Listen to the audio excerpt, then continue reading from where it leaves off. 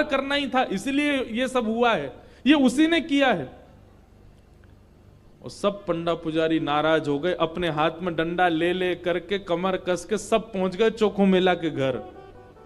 और वहां पहुंच करके घर से निकाल करके फिर पीटा उनको, फिर मारा।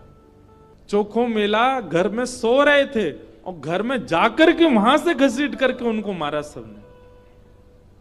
बोले अरे दुष्ट पापी, तुझको मंदिर में नहीं जाने दिया तो रात्रि तू गर्भगृह में घुस गया। चोखो मेला पिटते रहे, नेत्रों से आंसू बहाते रहे, जय हो पंडरीनाथ, कैसी लीला करते हो, सुबह पिटवाते हो, रात में आकर के खा जाते हो मेरे हाथ से। लेकिन अब की बार श्री पंडरीनाथ नाराज हो गए। पंडा पुजारी सब अपना काम करके चोखो मेला के साथ थोड़ी हाथापाई करके सब जैसे ही वापस आए, पंढरपुर में श्री पंडरीनाथ भगवान के मंदिर के मुख्य द्वार सारे अपने आप बंद हो गए और भीतर से ठाकुर जी ने ताला लगा लिया, लॉक कर लिया, बंद हो गए ठाकुर जी मंदिर के अंदर। सबने अथक प्रयास कर लिया लेकिन एक भी द्वार नहीं खुल पाया। पूरा दिन व्यतीत हो गया, बड़े बड़े कारीगर आ गए लेकिन दरवाजा तोड़ भी नहीं पाए, खोल भी नहीं पाए। तब अंत में सबको लगा हमने कोई अपराध किया है।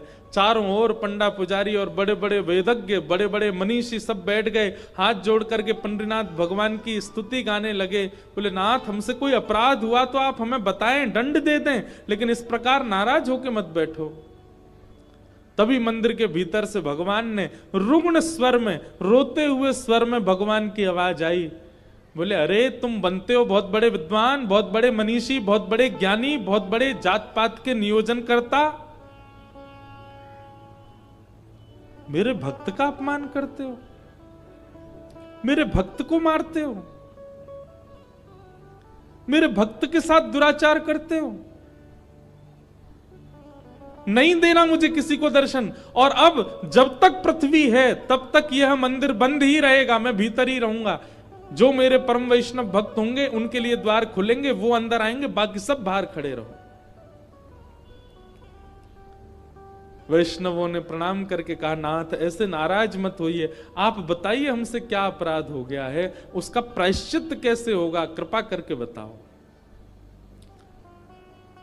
भगवान बोले मेरे चोखो मेला को जिस प्रकार तुम लोगों ने सबने जुट बना करके जाकर के उसको मारा है, अब तुम सभी वेदज्ञ, तुम सभी ब्राह्मण, तुम सभी श्रेष्ठ जन पालकी सजा के लेके जाओ और चोखो मेला को बिठा करके नाचते गाते उत्सव जैसे एक मेरी